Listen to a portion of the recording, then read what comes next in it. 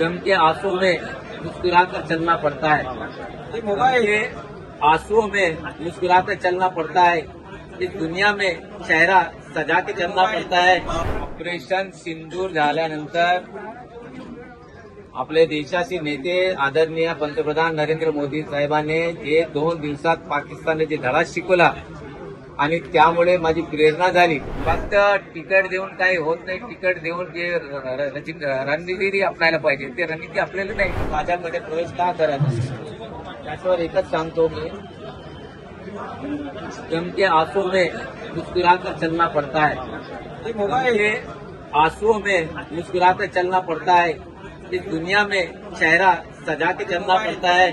ये मोबाइल सियासत साजिश की जाल है, मगर सियासत साजिश की जाल है, मगर या हर जाल में छुपकर चलना पड़ता है। नाही, पण ज्या प्रकारे तुम्ही पक्ष प्रवेश आता या ठिकाणी होतोय तुमचा, मात्र अगोदर सुद्धा तुम्ही महाविकास आघाडीचा भाग असताना तुम्ही याच ऑपरेशन सिंदूर झाल्यानंतर आपले देशाचे नेते आदरणीय पंतप्रधान नरेंद्र मोदी साहेबांनी जे 2 दिवसात पाकिस्तानने जे धडा शिकवला आणि त्यामुळे माझी प्रेरणा झाली।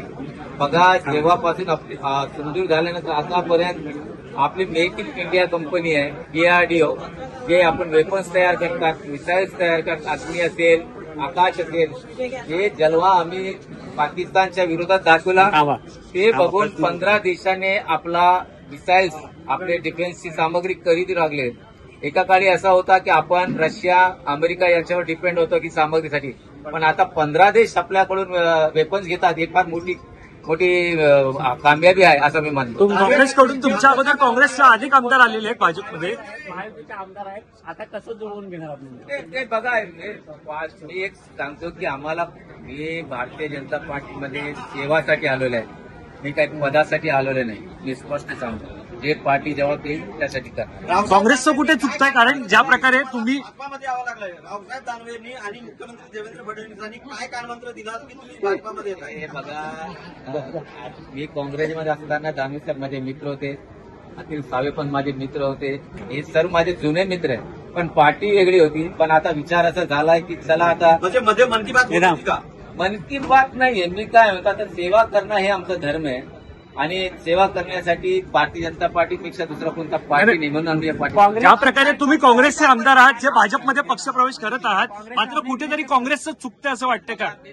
खरं सांगू तुम्हाला, बघा, मी रनिंग आमदार असताना पार्टीने पहिली यादीमध्ये माझं नाव दिलं पाहिजे होतं, त्याने दिलं नाही। आम्ही दुसरी यादी बघितली, त्यातही आलं नाही। तिसरी यादी म्हणजे असं होतं की एक रनिंग आमदारचा तिसरी यादीमध्ये येणे सर्वात मोठी अपमानाची गोष्ट असते। आणि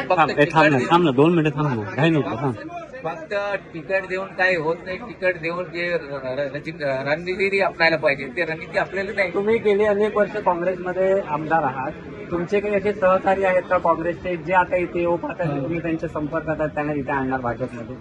हे बघा, माझे सोबत जे आले सर्व तुमच्या समोरच आहे, आणि जे नाही आले त्याचा त्यांचे मित्र आमदार काही मित्र तुमचे ज्या काँग्रेसमध्ये माझे म्हणजे संग्राम धोत्रे असेल, कुणाल पाटील असेल, संजय जगताप असेल, हे सर्व माझे मित्र आहेत।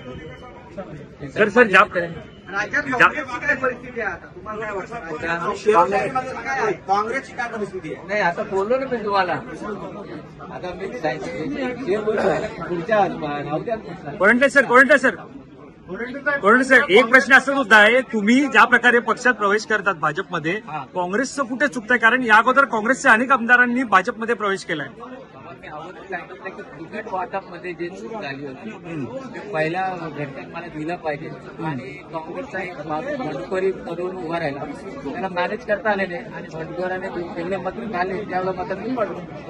खोतकर हे आता मित्र पक्षात असणार आहे, हे मैत्री होणार का?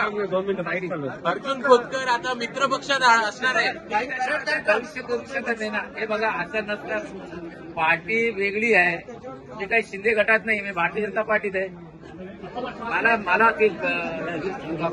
काँग्रेस सोडला आणि बीजेपीमध्ये प्रवेश, मैत्री राजकारणात दोस्ती और दुश्मनी समय के पण आणखी काय कार्यक्रम आहे का? काही दानवे साहेबांनी सांगितलं काय अनुषंगाने? हे बघा, हे सांगतो तुम्हाला, दानवे साहेब असेल, लोणीकर साहेब असेल, म्हणजे अतुल साहेब, सर्व माझे मित्र आहेत आणि जुने मित्र आहेत।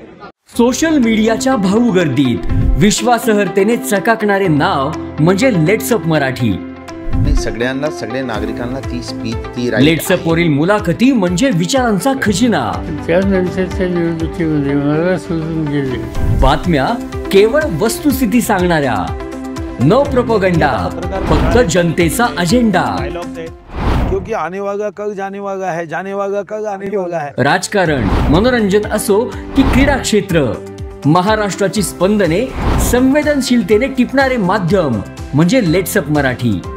जगासोबत एक पाऊल पुढे राहण्यासाठी लेट्सअपचे ॲप, सोशल मीडिया आणि वेबसाईट सोबत कनेक्टेड रहा.